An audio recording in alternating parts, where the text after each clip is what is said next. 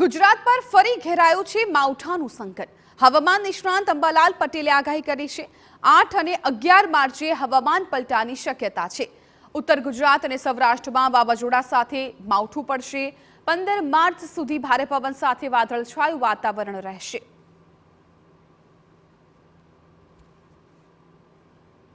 હવામાન ભારે પરિવર્તન થવાની શક્યતા રહેશે। તારીખ 5, 8, 10 અને 11 આસપાસ 25 શક્યતા રહેશે। તારીખ 18 થી 20 25 આવવાની શક્યતા રહેશે। તારીખ 25 27 25 આવવાની શક્યતા રહેશે। પરંતુ તારીખ 10, 11, 12 25 જબરો છે અને તેની ગતિવિધિ લાંબી જશે।